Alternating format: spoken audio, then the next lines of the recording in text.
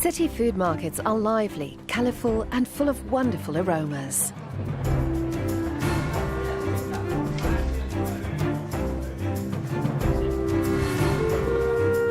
They tell us what food locals eat and what their habits are. Food markets tell city people that spring is late, that summer has been warmer and drier than usual, that winter has closed in. They help us understand a fundamental issue of our time, where our food comes from and how it's produced.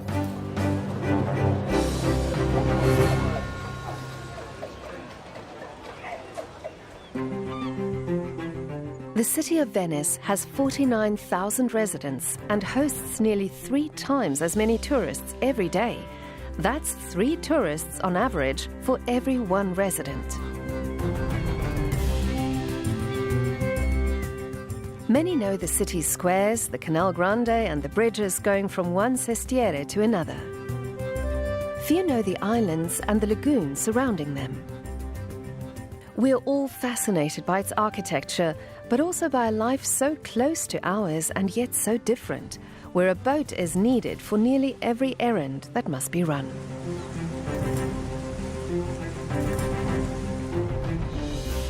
For the Venetians who have chosen to continue living in the lagoon, the historical market close to the Rialto Bridge is a fundamental necessity.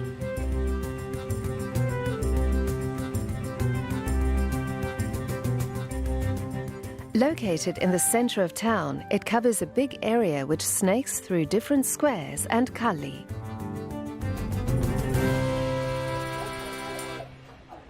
It's the place where most Venetians find their fresh food every working day of the year.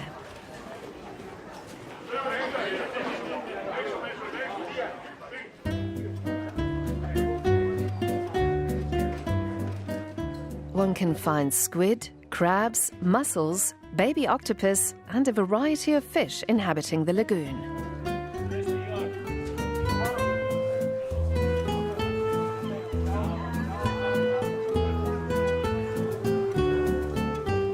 And fresh vegetables are on offer with a range of fruits according to the season.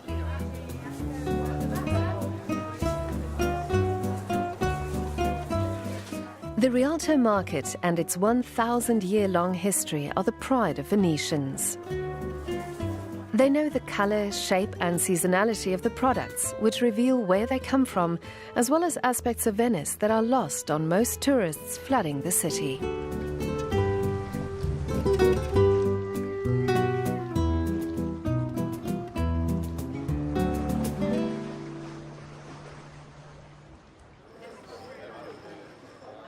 Spring brings an eye-catching rush of fresh greens and vegetables.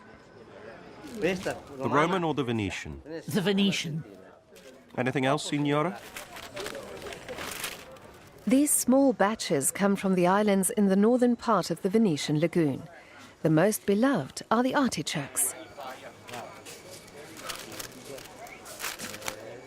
The Sant'Erasmo artichoke is the same one that grows in Tuscany. Ours, though, is more flavourful, more bitter, because it soaks up the salt from the lagoon. This makes for a different taste.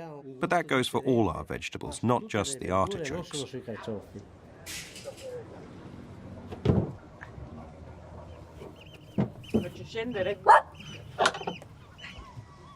Most of them are produced by farmers and landowners united as a consortium.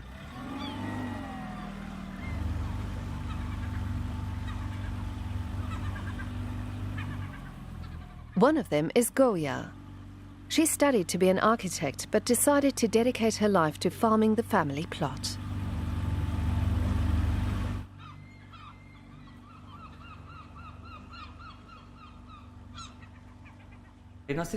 Our fields are at the outermost tip of the Isola della Vignola in the northern lagoon of Venice. It's a small area of around 5,000 plants.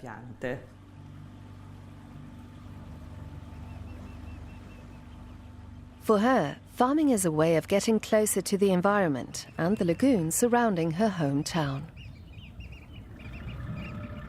My father inherited a hectare of farmland and a beautiful garden with an old armoury from my grandmother, the fashion designer, Roberta di Camerino. The islands of Le Vignole and Sant'Erasmo, as well as the lagoon's lowlands, are rich in agricultural produce. Since the 16th century, so during the most serene Republic of Venice, it's always been more or less uninhabited, at most 3 or 4 people, the soldiers who were here. A great variety of asparagus, many salads, tomatoes and pumpkins are cultivated here, but the most famous of all the products is surely the purple artichoke.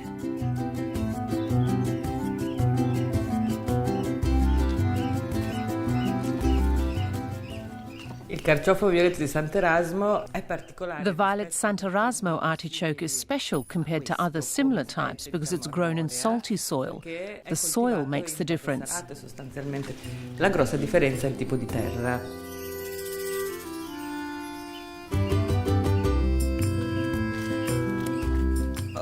I've decided to deliver them on Thursday. I wasn't sure, but we'll do it. We'll deliver to the restaurants. Another difference is that they ripen in spring and not winter. The first artichokes begin to appear around April the 25th, and the first inflorescence, the first flower, is the famous castor ora. Because artichokes aren't fruits, but a kind of flower. Actually, they're shoots that grow in the centre of the plant. Goya Camerino now has a solid knowledge of the artichoke's life cycle. She lends a hand during the harvest and organises deliveries to restaurants, directly to consumers, and to the Rialto market.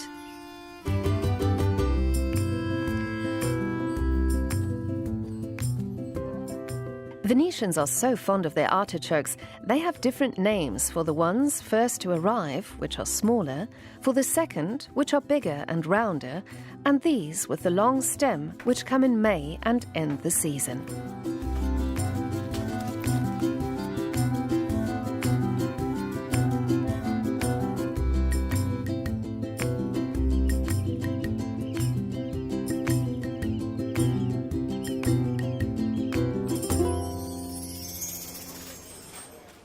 Most of the stalls at the market are managed by Venetians living in the lagoon.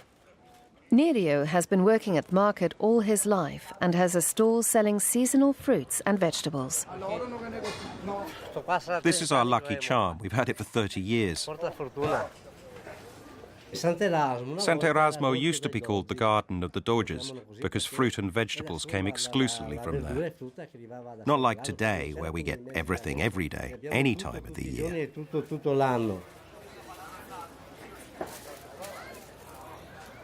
Nerio Baita is part of a family that lives on Sant'Erasmo. For generations, they've combined farming and market trading in Rialto to make a living. Today, the Garden of the Doges, the Lords of Venice in the 1700s, is still the city's vegetable garden. At the moment, we've got artichokes, bortoli, peas, zucchini, lettuce, radishes, turnips, parsley, maybe even a cauliflower.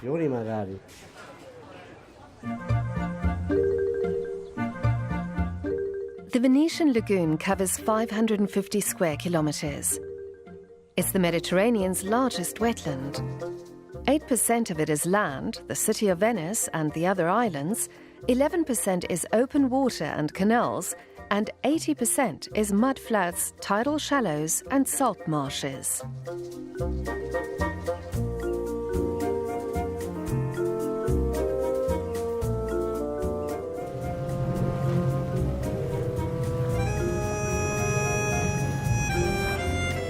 Locals know that springtime on the lagoon means it's time to fish for cuttlefish. Not all of them, but many cuttlefish come to the lagoon to lay eggs. From March and April onwards, the cuttlefish come from the open sea looking for warmer water. They come here because it's the right temperature for their eggs. Sometimes there are tons of cuttlefish in the lagoon. But if the temperature's not right, not a single one will hatch. But when it is, bunches and bunches of them do. Ivan fishes squid in the central part of the lagoon. Others fish here too, but they come from the mainland or do it as a side job. His entire livelihood depends on what he catches here. If you want to learn how to fish, you've got to observe the weather, the lagoon, the mud, the algae. The algae is where you'll find the fish. Ivan Buniolo started at the age of 15, learning from his grandfather and father. No one knows the lagoon as well as he does. It's as if it's his natural habitat. He's a solitary worker, totally focused on searching for the right place to put his fish traps. To set the fish traps, you've got to find the right place.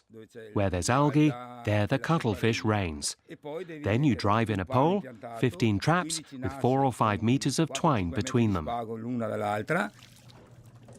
And then the fish traps are thrown into the water at the right distance from one another.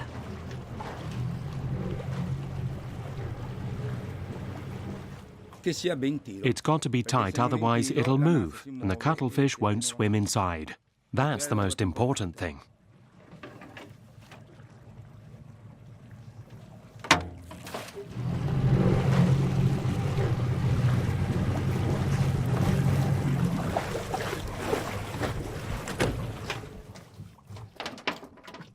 According to Ivan, these cuttlefish have a better taste than the ones that grow out to sea because of the sweeter water and also because the cuttlefish purify themselves. The reason cuttlefish from the lagoon are so good is that after being caught, they're in the traps for 12 hours. They don't eat anymore, and their insides get really clean. Cuttlefish trawled from the sea are full of mud and go bad after a day. The next morning, Ivan will take what's been caught in his nets in the lagoon to the market.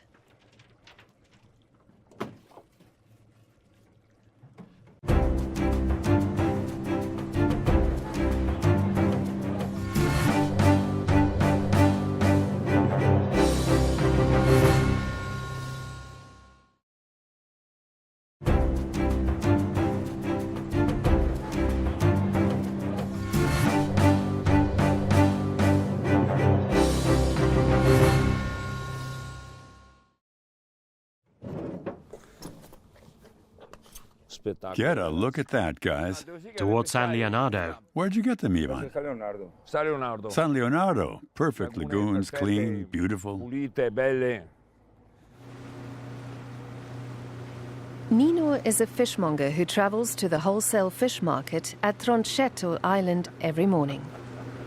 Ciao, Paolo! Having bought local fish as well as Adriatic sea catch, he heads towards the Rialto with his colleagues, making the seagulls jealous.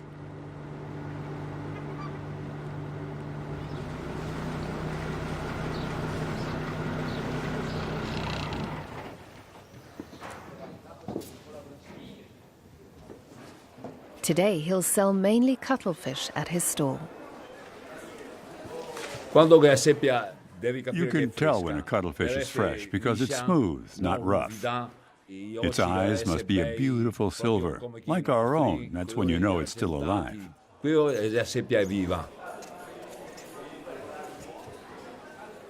Then it's time to determine the price, a job Nino excels at, and which is most probably key to his success at the market.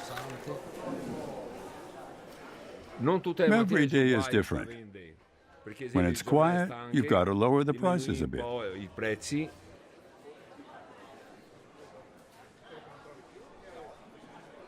And we're also dealing with perishable products that aren't worth what you paid for them the following day.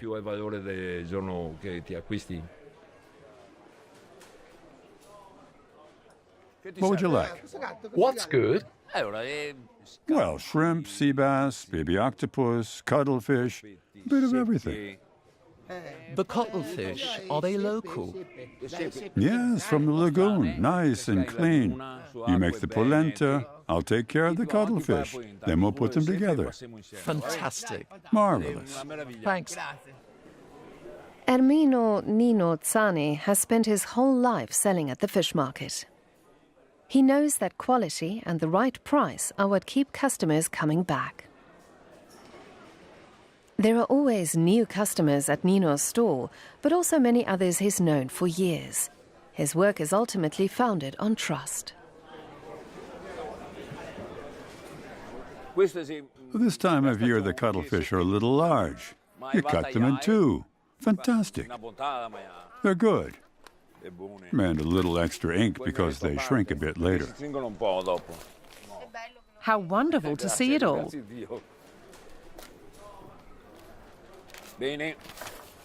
Grazie Nino, saluti. Un bacione. Ciao, ciao. Ciao Alessandro, grazie. Over the years, the number of daily stalls in the Rialto has decreased.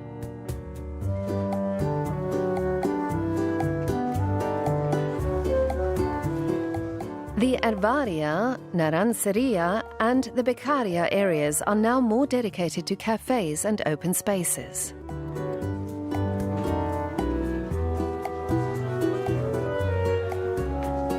Some of the market traders have permanent shops in the buildings facing the market squares and in the alleys around them. The Rialto area was the first part of Venice to be developed, and the market on the premises can be traced back over 900 years. To be precise, the market grew around the church of San Giacomo, which was completed in 1097. A few centuries later, thanks to private moneylenders, the oldest public bank in the Italian peninsula was established nearby. It offered money to all sorts of traders working in Venice.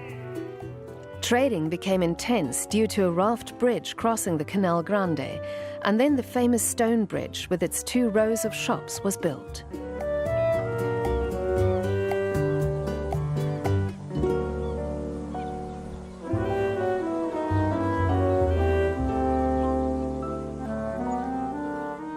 It soon became the commercial center for the whole town.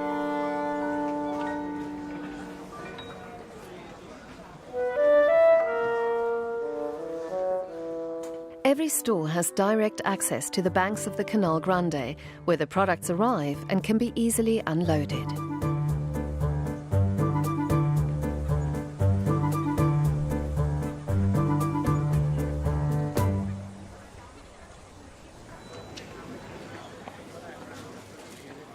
Some of the buildings here date back to the 16th century and are a reconstruction of the earlier wooden ones, while the fisherman's loggia, La Pescaria, was built in 1907. It houses a covered hall with finely decorated columns matching the products on sale.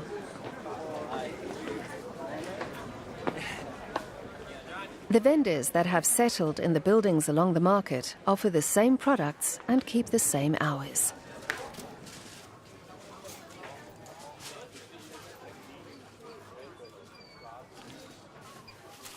Are those Verace tomatoes?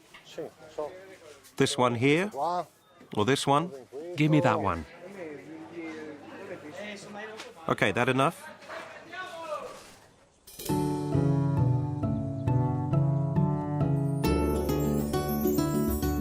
Giant tomatoes come from the north of the lagoon. The locals call them Pomodoro Verace, true tomatoes, also called Cavallino tomatoes after the strip of land dividing the lagoon from the sea. This is the island of Le Mesole, one of the islands where they're grown. They're farmed on small plots with hybrid seeds, those not mixed with other tomato varieties. Silvia owns one of the plots which she inherited from her parents. She grows tomatoes here from June to September, with at least 2 harvests a year. These giant tomatoes can easily reach 2 to 2.5 kilograms. They have very thin skin and the taste is rather delicate. They have very few seeds and very little water and a very dense pulp. They're really sweet, not sour at all. For Silvia Rui, farming is a continuous learning process. She also produces cereals and fruit with her husband, but garden vegetables remain at the core of their production. We pick the Verace tomato when it's green because it has to be sold almost immediately, since in 2 or 3 days it will be ripe. When she sees a ripe tomato, she takes it for the family's consumption. The nature of this tomato makes handling them very risky. If a crate goes bad, 10 to 12 kilograms of product can be lost. It's definitely got to do with the flavor, because once you've tried a Verace tomato, it's hard to go back to any other kind.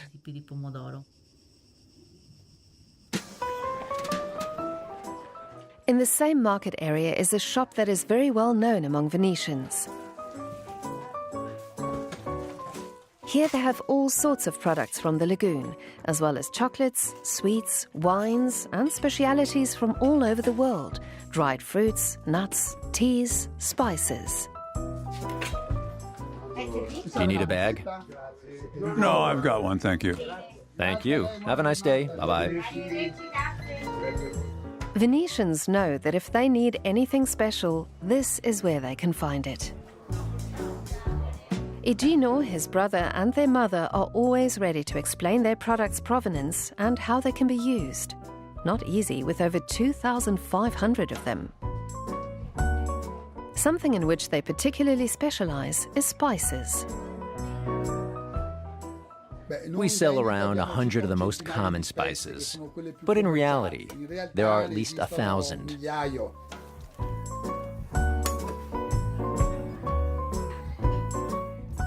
Since Marco Polo's journeys, Venice has been the city where spices arrived and were sold to Europe.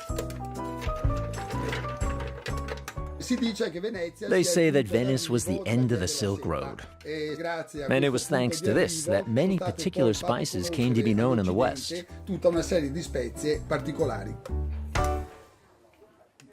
The classic is still curry madras, a traditional Indian spice, not just for chicken, but for pilaf and other dishes too. A real classic. But to change things up a bit, perhaps a tandoori masala would be good. Let me show you. Here it is. It's another mix of spices they use in India to prepare chicken dishes. The chicken is baked in a special oven, the so-called tandoori, and comes out a bit spicy and very fragrant. Can I just saute it? Sure. Saute some onions, maybe add a bit of fresh apple. It just depends. Everyone's got their own taste. At the time, the spice trade was extremely lucrative, and this street leading to the Rialto market was called Rula degli Spezieri, the street of spice vendors. Let's not forget that, in the past, you could exchange a kilo of pepper for almost an entire apartment.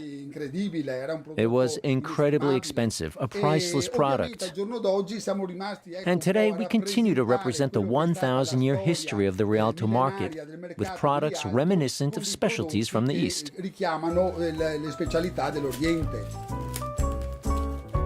Across the centuries, the Venetians, then the Jewish community, and today the various ethnic groups running the city restaurants have required spices to flavor their dishes.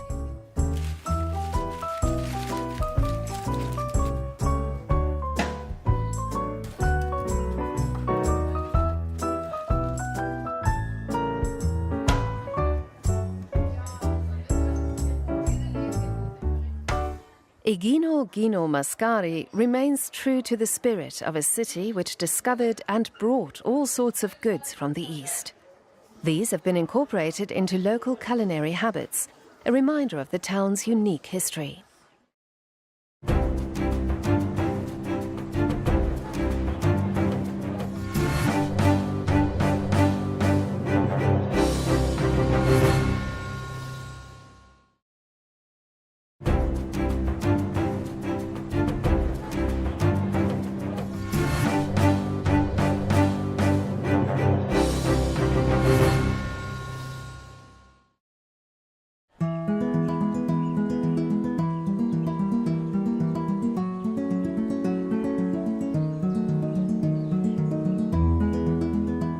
There are nearly 60 islands scattered across the lagoon.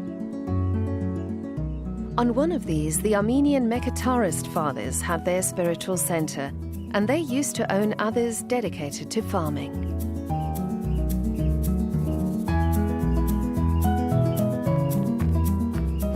Claire, come on, let's go. Mauro has a 9-hectare farm in an area called Lio Piccolo. Here, with other farmers, they combine fruit and vegetable growing, as well as milk production and some fish breeding. The fathers kept the land until the Italian state reformed the agricultural sector, forcing the great landlords to sell it to those who worked on it. This farm has been here since 1750. My ancestors were sharecroppers for the Benedictine congregation of the Mekhitarists. When they had to sell the land, my family bought the fields, and we've cultivated them ever since.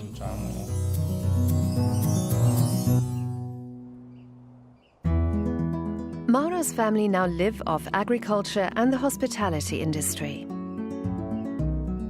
In September, they collect jujula, or in English, jujube, or red dates, a special rare fruit initially brought here from the Middle East by the Romans. That's yours? This one's mine.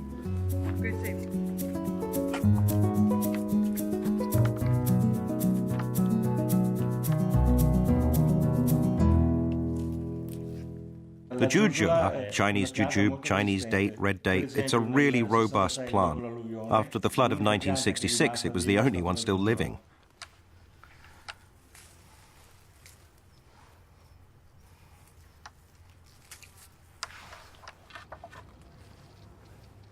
Let's get picking. Once used as a windbreak, it needs only a warm Mediterranean climate, nothing more. How odd, look how big they are already. But here, maybe they all just look beautiful to you. The jujula is a wild plant that does just fine on its own. It's an organic plant that doesn't need any treatments.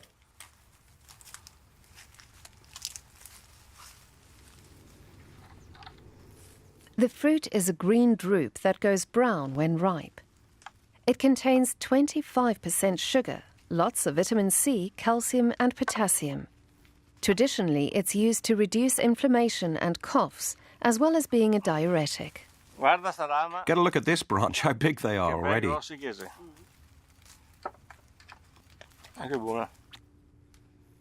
Our jujulas have a sweet, slightly sour taste that reminds you of apples or dates. There are only 3 or 4 hectares of jujula trees in the whole area. The fruit nearly went out of production. At this point, one tree gives you 50 kilos a year. Luckily, Mauro Lazzarini has kept some of his jujula trees. The family's livelihood depends on multiple products, and he constantly needs to understand what's most valuable.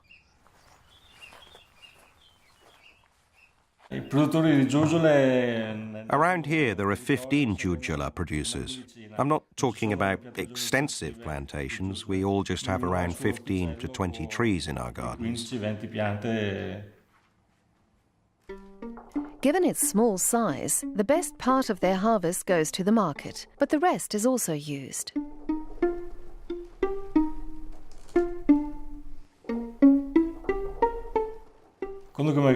When prices begin to go down, we make jujula marmalade or turn them into brodo di jujule, a really sweet liqueur, pure bliss, a really distinctive thing that's just incredible.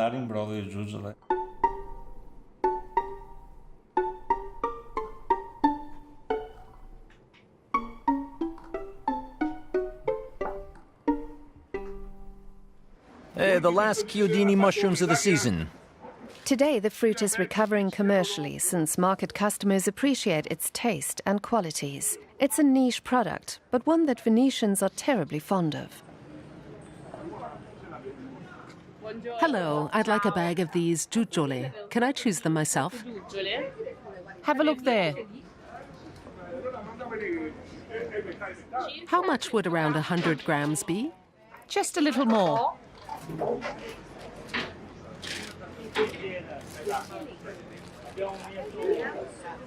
Thank you.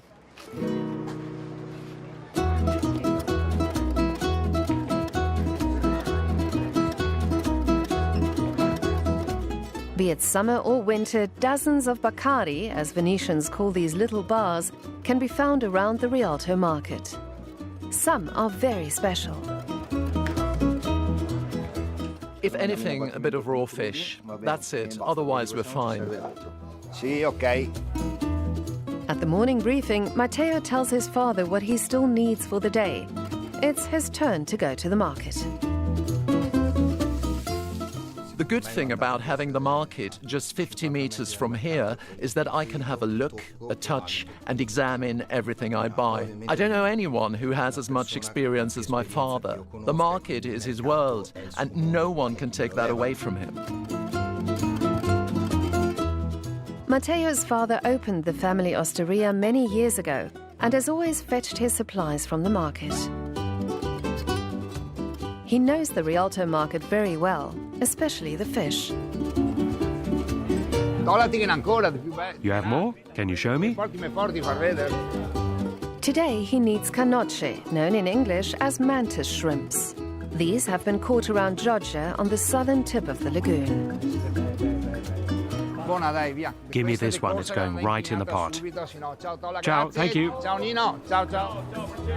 When the cold comes is the best season for canocce, which are big and meaty.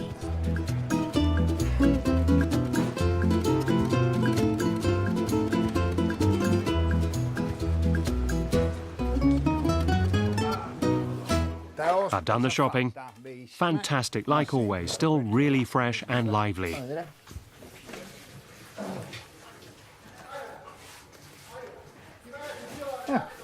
Ah, really lively. Matteo and his father have 3 colleagues. The simpler cicchetti, as Venetians call them, are prepared in the bar. This is codfish with garlic, baccalà alla vicentina. The fish is prepared at the back, cooked or frozen for hygiene reasons.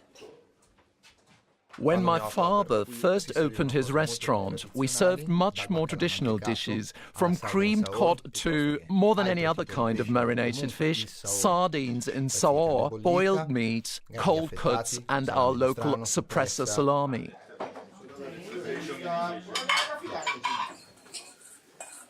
When Matteo started working behind the counter, he was interested in bringing something new to his customers.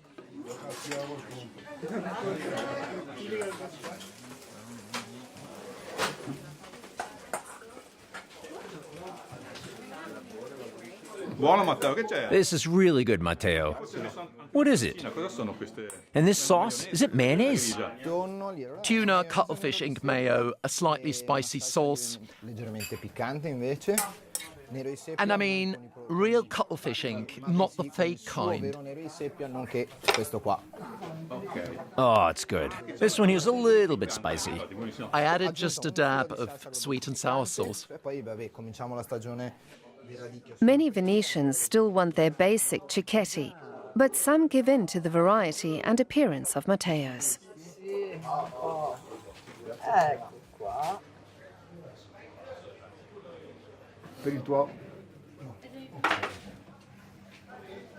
Okay. Grazie. Finally, the mantis shrimps are ready.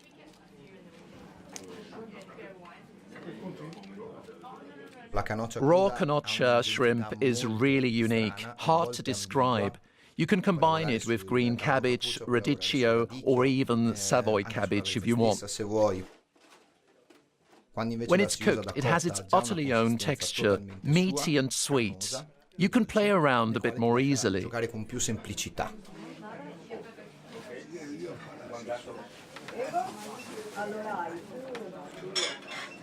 With his inventions, he creates a contrast between the gentle taste of the sea and a crisp, savory vegetable, rounded off with a pinch of spice. Matteo Pinto's cicchetti have become famous in Venice, and his talent is highly appreciated by both Venetians going to the market and the tourists that have discovered this gem. Those who still feel attached to the old osteria order what was available back then.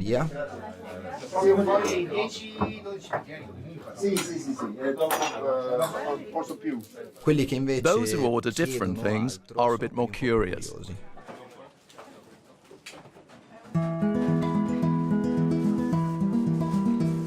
One product at the market that cannot pass unremarked is the late radicchio di Treviso, known as the Tardivo radicchio. It is a must on Venetian tables during the winter months. It comes from the mainland, where the rivers coming from the Alps flow into the lagoon. It's on intensive farmland in the area around the town of Treviso that the Dotto family cultivate this winter salad.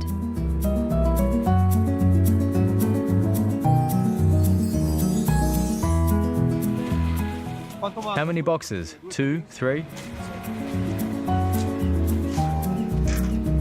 It has been a long, hot autumn, and the radicchio is a little late. Radicchio goes through a very long growing process. In the summer months, July, August, it's seeded or transplanted.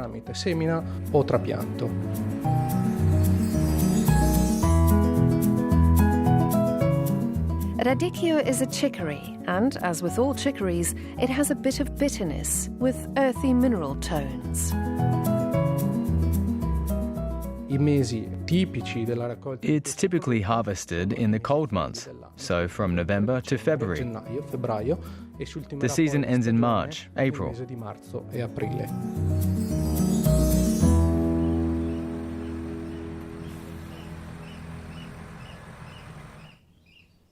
Stefano Dotto manages the farm his grandfather came to own 50 years ago when the sharecropping system was abolished. The family has been growing traditional produce ever since. During the harvest, particular attention is given to the roots. Low in fat, they're a source of manganese, vitamin B6, potassium, vitamin C, folate and phosphorus. Okay, we'll keep on going and then head to the blanching basins. Immersed in water, thanks to its mineral salts and the taproot's reserve substances, the radicchio can germinate again, sprout and produce the familiar red and white flour that we eat at the end. Once they've been given an initial clean, the roots of the salad heads are put into water for the last period of their growth. Radicchios spend 15 to 20 days in the basins and can ripen a second time during that period. In other words, they'll develop from the mother plant, which we harvested from the field, and sprout again. It is this process and the water's unique properties that deliver the desired results.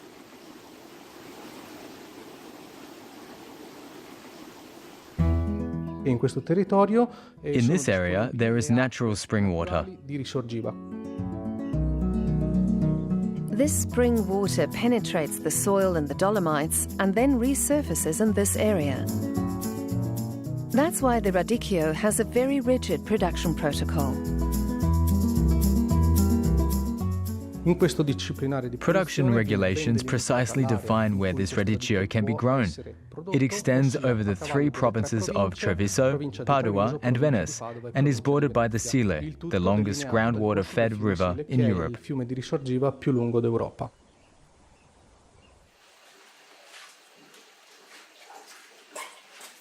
Finally, it's taken out of the water, stripped of old leaves and washed.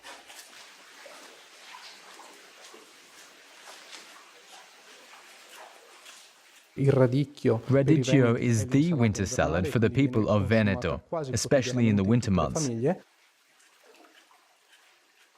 It's delicious, crunchy and sweet, and can be eaten as an appetizer, with the first course, the main course, and even as a dessert.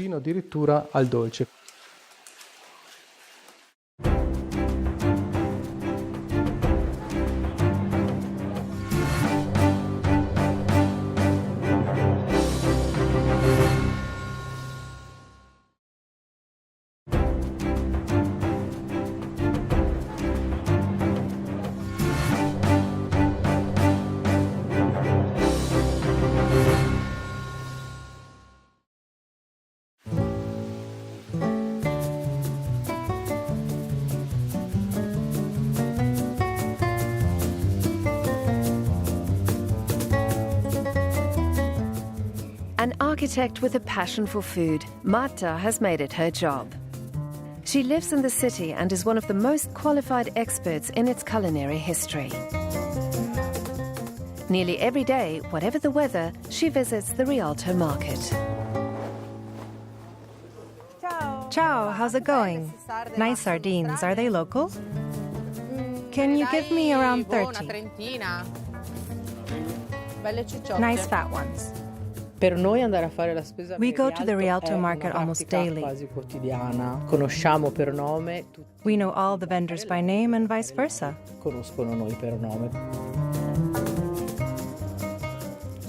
Ciao, see you next time. For Marta, visiting the market is about staying in contact with nature and how it's affected by climate change. If you can't get any local fish, you might begin to ask questions from an environmental perspective. Today, Marta is preparing the most popular of all Venetian dishes, sardines in saor. How's it going? What miserable weather, huh? A bit unpleasant, but what can you do? Today we're making saor. Is that radicchio from Treviso? That's right, a bit late. It's about time, eh? This year they're really late. Lovely. And maybe I'll take all your onions.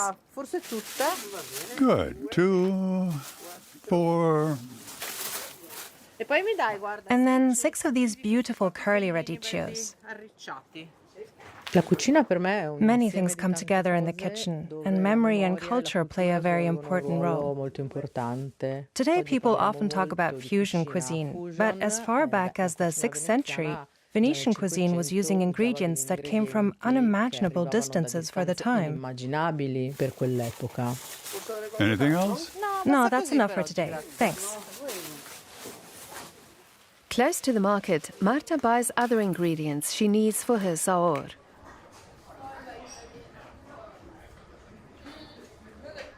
Ciao Gino. Ciao, buona giornata. Bene, dai, bene. I'd like a few currants and some raisins. Here you are. Lovely black tasty currants. Very nice. These here are real yellow. The Venetian traders brought all sorts of delicacies from around the Mediterranean and even further afield. And then a few pine nuts. And here we are in Pisa, on the Pisan Riviera. These are the stones of the pine, or Mediterranean pine. Here you are, wonderful. These became common flavors and condiments used in a great number of Venetian dishes. And a few shaved almonds. Absolutely. These are really top class. Some important flavors of Venetian cuisine on the island of Venice come from thousands of miles away. And I'm not just talking about pepper and currants, but ginger, star anise, and cardamom, spices that were often used in our dishes.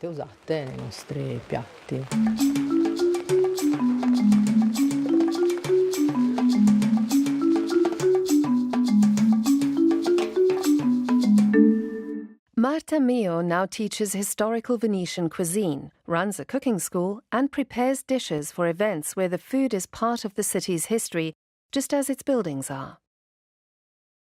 Ciao Giovanna, ciao Matilde. Hello Giovanna, hello Matilde. Together with Beatrice, today we're going to make a saor, an ancient method for conserving food.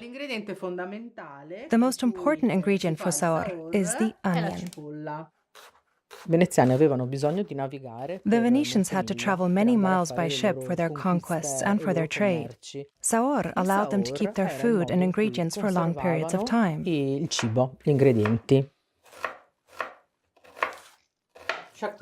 Firstly, we briefly clean the sardines. I do this with my hands like the fishermen at the market. With a snap of the fingers, we separate the head and then take out the innards so that the bones won't bother us later when we fry them. Vinegar, salt, bay leaf and cloves were used as preservatives, but that wasn't all they did. There was another problem, scurvy. By frying their food and preserving it with onions and vinegar, they were able to absorb enough vitamins to arm themselves against such illnesses. Dip it in flour and throw it in. In Venetian, saor simply means flavour, so it's sardines with flavour. Once the currants are added, everything's ready. This simple recipe has distinguished the cuisine of Venice from any other in Italy.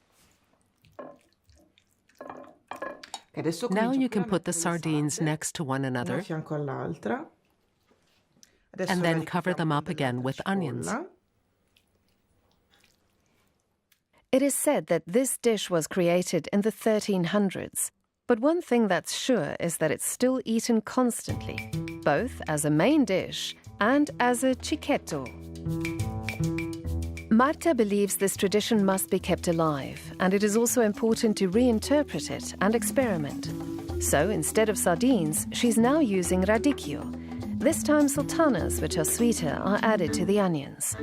And once they've been mixed in, the bittersweet radicchio is added. Now we cover them back up with onions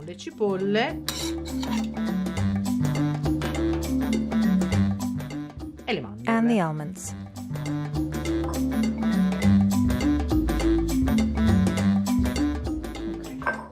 So now it's ready, and on top as decoration, a curl of radicchio from Treviso. Andrea is a fishmonger who grew up selling fish here at the Rialto market. Signor Giovanni, ciao. I began working at the Rialto market with my father more or less around secondary school. I've spent my entire life here. No one is better qualified than him to tell us about seasonal fish specialities. The grass goby, a brackish water lagoon fish, eels, soles, mullets, shrimps and crabs. Crabs without a shell. They're still alive. They're really beautiful. These here are from Burano, from the lagoon around Burano, from Burano in the direction of Trepporti, in the northern lagoon, behind Torcello, you know, where the salt pans are. And that's where they're caught. They're in season twice a year, once in the spring, in May, and in autumn, in November, December.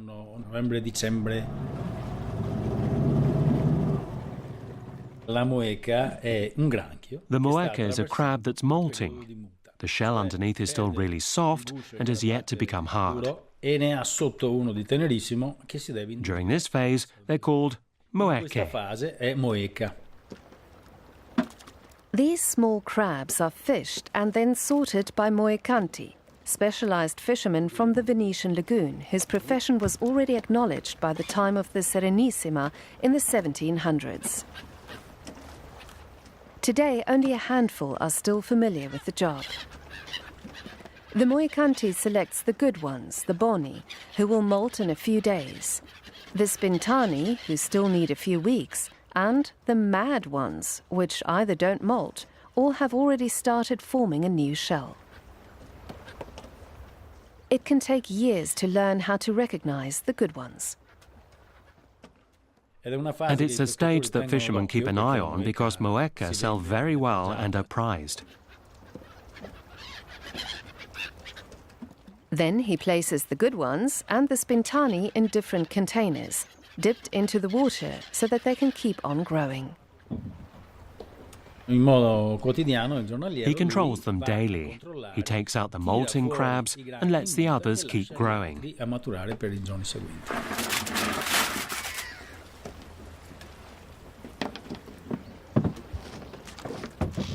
He has to be careful to take out the ones that have started growing their new shell, or else they'll eat the tender ones that don't yet have one.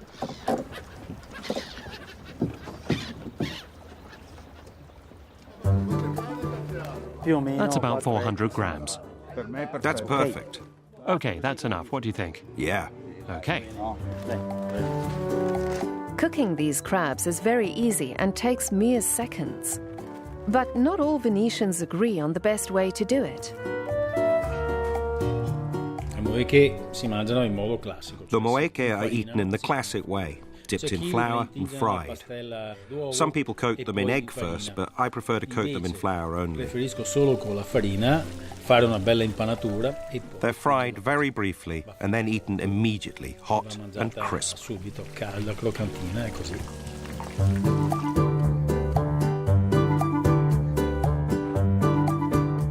Food markets don't only have fresh products, but also vendors who know what they're selling and are there every day.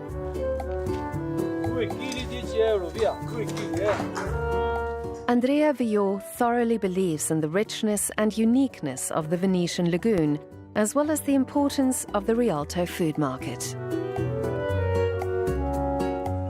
The connection between the lagoon and the city is behind its survival. At the time of the Republic of Venice, the Magistrato delle Acque, the water office, wasn't subordinate to anyone, not even the doges. It was completely independent because the lagoon was of fundamental importance to the city's survival.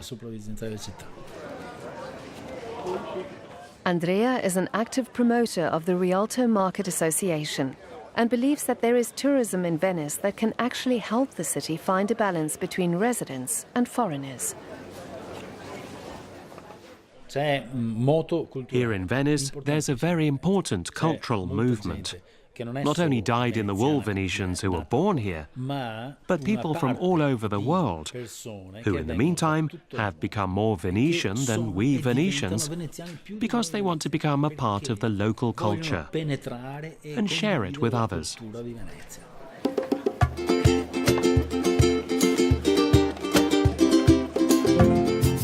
The Rialto Market is the place where these two worlds, that of the locals and of those who want to understand the city of Venice, get to meet.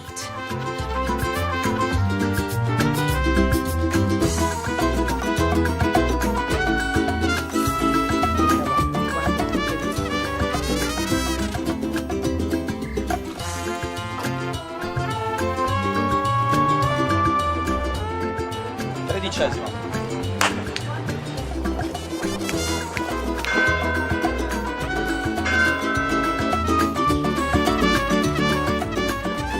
Diciannovesimo.